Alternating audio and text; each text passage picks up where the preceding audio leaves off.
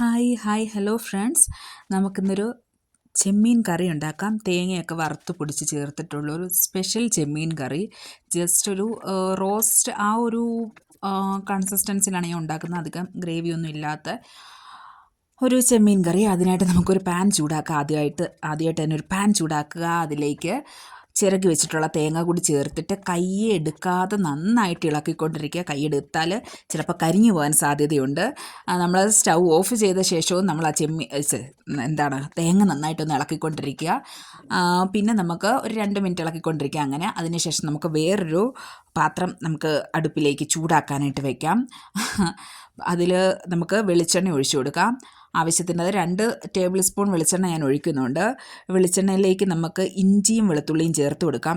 ഞാൻ ഈ കാണിക്കുന്ന ഇത്രയും സാധനങ്ങൾ നമുക്ക് ഇതിലേക്ക് വഴറ്റാൻ ആവശ്യമായിട്ട് വേണം എന്നുള്ളതാണ് കേട്ടോ കാണിച്ചത്. അതായിട്ട് നമുക്ക് നമ്മുടെ ഇഞ്ചിയും വെളുത്തുള്ളിയും വഴറ്റിയെടുക്കാം. ഇഞ്ചിയും വെളുത്തുള്ളിയുടെ ആ ഒരു പച്ചമണം, ഒരു കുത്തലുണ്ടല്ലോ, ഒരു വല്ലാത്തൊരു സ്മെല്ലുണ്ടല്ലോ, ആ സ്മെല്ല് മാറുന്നത് വരെ നമുക്ക് നന്നായിട്ടൊന്ന് വഴറ്റിയെടുക്കാം. അതിനുശേഷം നമുക്ക് ഇതിലേക്ക് ചെറിയ ഉള്ളി ചേർത്ത് കൊടുക്കാം. ചെറിയ ഉള്ളിയും ചേർത്ത് അതൊന്ന് വഴറ്റിയതിന് ശേഷം സവാള ചേർത്ത് കൊടുക്കാം. സവാളയും ഒന്ന് വഴണ്ടി വന്നതിന് ശേഷം നമുക്ക് പച്ചമുളകും കറിവേപ്പിലയും കൂടി ചേർത്ത് ഇളക്കിയെടുക്കാം. അതിനുശേഷം നമുക്ക് ഇതിലേക്ക് മഞ്ഞളും ഉപ്പും കൂടി ചേർത്ത് ഒന്നും കൂടി വഴറ്റിയെടുക്കാം. അതായത് നമ്മുടെ സവാളയൊക്കെ ഒന്ന് വഴണ്ട് വന്നതിന് ശേഷം, ഒന്ന് മൊരിഞ്ഞ് വന്നതിന് ശേഷം അതിലേക്ക് കുറച്ച് മഞ്ഞളും ഉപ്പും കൂടി ചേർത്ത് അതും കൂടി നന്നായിട്ടൊന്ന് വഴറ്റിയെടുക്കാം.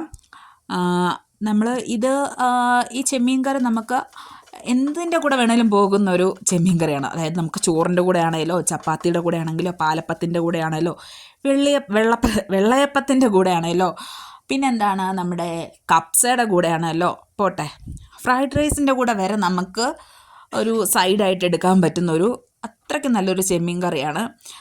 അപ്പോൾ നമ്മളുടെ മഞ്ഞളും ഉപ്പും കൂടി ഇട്ട് വഴറ്റിയതിന് ശേഷം മസാലകൾ ചേർക്കുകയാണ്. മല്ലിപ്പൊടി, മുളക് പൊടി, കാശ്മീരി മുളക് പൊടി, ഗരം മസാല, കുരുമുളക് പൊടി, ഇതെല്ലാം കൂടി ചേർത്തിട്ട് നമുക്ക് നന്നായിട്ട് വഴറ്റിയെടുക്കാം. ഇതിൻ്റെയൊക്കെ ഒരു പച്ച മണം മാറുന്നത് വരെ, അതായത് ഒരു വല്ലാത്തൊരു സ്മെല്ലുണ്ടല്ലോ ഈ പൊടികൾക്ക്, ആ ഒരു മണം മാറി വരുന്നത് വരെ നന്നായിട്ട് ഇതൊന്ന് ഇളക്കിയെടുത്തോണ്ടേ ഇരിക്കാം. ഇത് നന്നായിട്ട് ഇളക്കിയെടുത്തതിന് ശേഷം ആ ഒരു പച്ചമണമൊക്കെ മാറുന്ന സമയത്ത് നമുക്കിതിലേക്ക് ഒരു മീഡിയം സൈസ് തക്കാളി കൂടി ചേർത്ത് നന്നായിട്ട് ഇളക്കിയെടുക്കാം.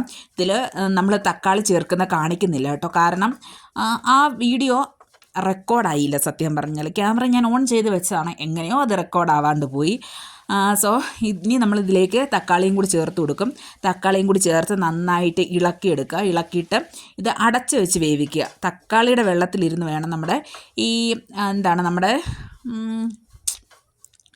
സവാളയും ചെറിയ ഉള്ളിയൊക്കെ ഒന്ന് വഴണ്ട് വരാനായിട്ട്, ഒന്ന് കുക്കായി വരാനായിട്ട് തക്കാളിയും കൂടി ചേർത്ത് അടച്ച് വെച്ച് വേവിച്ചെടുക്കുക. അതിനുശേഷം നമുക്ക് തക്കാളി ഒന്ന് കുക്കായി സോഫ്റ്റായിട്ട് വന്നതിന് ശേഷം ഒന്നും കൂടി നന്നായിട്ട് ഉടച്ച്, അതായത് നമ്മുടെ കയ്യിൽ സ്പൂൺ വെച്ചിട്ട് ഇത് ഒന്നും കൂടി ഉടച്ച് ഇളക്കിയെടുക്കാം. അതിനുശേഷം നമുക്കിതിലേക്ക് ചെമ്മീൻ ചേർത്ത് കൊടുക്കാം. നമ്മളുടെ ചെമ്മീൻ നമുക്കിതിലേക്ക് ചേർത്ത് കൊടുക്കാം. ഞാനിവിടെ 1/2 കിലോ ചെമ്മീനാണ് എടുത്തിട്ടുള്ളത്. കഴുകി വൃത്തിയാക്കിയിട്ടുള്ള 1/2 കിലോ ചെമ്മീൻ നമ്മളിതിലേക്ക് ചേർത്ത് കൊടുക്കുന്നുണ്ട്. ചെമ്മീൻ എടുക്കുമ്പോഴത്തേക്കിന് ചെമ്മീൻ അതിൻ്റെ പുറത്തൊരു ഞരമ്പുണ്ട്, അത് ഒന്ന് വലിച്ച് കളയാൻ നോക്കണം. അത് കളഞ്ഞില്ലെങ്കിൽ ഗ്യാസിൻ്റെ ഇഷ്യൂ ഉണ്ടാവാനായിട്ടുള്ള ഒരു ടെൻഡൻസി ഉണ്ട്. അതുകൊണ്ട് അതൊക്കെ കളഞ്ഞിട്ട് നന്നായിട്ട് ഇളക്കിയെടുക്കുക. ഈ മസാലയിൽ ചെമ്മീൻ നന്നായിട്ടൊന്ന് വരണ്ട് വരുമ്പോഴത്തേക്കിനും നമുക്കിതിലേക്ക് ചൂടുവെള്ളം ഒഴിച്ചു കൊടുക്കണം. ഒരു 1/2 ഗ്ലാസ് തിളച്ച വെള്ളം വേണം കേട്ടോ. ഇത് നന്നായിട്ടൊന്ന് മിക്സ് ചെയ്തതിന് ശേഷം ഒരു 1/2 ഗ്ലാസ് തിളച്ച വെള്ളവും കൂടി നമുക്കിതിലേക്ക് ഒഴിച്ചു കൊടുക്കാം. ആ വെള്ളവും കൂടി ഒഴിച്ചിട്ട് ഒന്നും കൂടി ഒന്ന് ഇളക്കി അതിലേക്ക് പിന്നെ നമുക്ക് കുടംപുളി ചേർത്ത് കൊടുക്കണം. ഒരു ചെറിയൊരു പീസ് കുടംപുളി ചേർത്ത് കൊടുക്കുന്നത്, കുടംപുളി ആകുമ്പോഴത്തേക്കിനും ഗ്യാസും ഉണ്ടാകത്തില്ല, പുളി രസവും കൂടി ആകുമ്പോഴത്തേക്കിനും നല്ല ഒരു ടേസ്റ്റാണ്. അപ്പോൾ ഒരു ചെറിയൊരു കഷ്ണം കുടംപുളിയും കൂടി ചേർത്ത് വീണ്ടും നമുക്ക് ഇളക്കി ഇത് അടച്ച് വെച്ച് വേവിക്കാം. ഒരു 5 മിനിറ്റോളം നമുക്കിതൊന്ന് അടച്ച് വെച്ച് വേവിക്കണം. അടച്ച് വെച്ച് ഇത് വേവുന്ന സമയം കൊണ്ട് നമുക്ക് എന്ത് ചെയ്യണം, നമ്മൾ നേരത്തെ വറുത്ത് വെച്ചിട്ടുള്ള തേങ്ങ ഉണ്ടല്ലോ, ആ തേങ്ങ കൂടി ഒന്ന് പൊടിച്ചെടുക്കണം. തേങ്ങ വെള്ളം ഒന്ന് ഒഴിച്ച് അരച്ചെടുക്കരുത്, അത് പൊടിച്ചെടുക്കണം, നന്നായിട്ട് പൊടിച്ച് എടുക്കണം. അപ്പോഴത്തേക്കിനും നമുക്ക് തേങ്ങ പൊടിക്കാം. ആ സമയത്ത് നമ്മുടെ ചെമ്മീൻ ഇവിടെ ഇരുന്ന് കുക്കായിക്കോളും. ചെമ്മീൻ നല്ല വെന്ത് വരും. 5 മിനിറ്റൊക്കെ ആകുമ്പോഴത്തേക്കും നന്നായിട്ട് കുക്കായിട്ടുണ്ടാവും. നമ്മൾ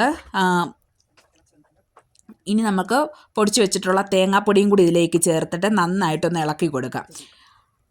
തേങ്ങാപ്പൊടി ചേർക്കുമ്പോൾ തന്നെ നമ്മുടെ ഈ കറിയുടെ ആ ഒരു കളറും മണവും പിന്നെ എന്താണ് അതിൻ്റെ ഒരു കൺസിസ്റ്റൻസി ഒക്കെ തന്നെ മാറും. നമുക്ക് തേങ്ങാപ്പൊടി ചേർക്കാൻ ഇഷ്ടമില്ലാത്തവർക്ക് അത് ചേർക്കണമെന്നില്ല, അല്ലാതെ തന്നെ നമുക്ക് പ്രിപ്പയർ ചെയ്യാവുന്നതേ ഉള്ളൂ. ഇപ്പോൾ ആ ഒരു തേങ്ങാപ്പൊടിയും കൂടി ആകുമ്പോഴത്തേക്കിനും ഒരു വല്ലാത്തൊരു ടേസ്റ്റാണത്, ഒരു പ്രത്യേക രുചിയാണ്. നിങ്ങൾ ഇങ്ങനെ ഇതുവരെയും ചെമ്മീൻ കറി ഉണ്ടാക്കിയിട്ടില്ലെങ്കിൽ ഇങ്ങനെ ഒന്ന് പ്രിപ്പയർ ചെയ്ത് നോക്കണം. ഇപ്പോൾ കണ്ടോ, നമ്മുടെ ചെമ്മീൻ്റെ കളറും മാറി, കറിയുടെ കളറും മാറി, ആ ഒരു ടെക്സ്ചർ മൊത്തത്തിൽ മാറി.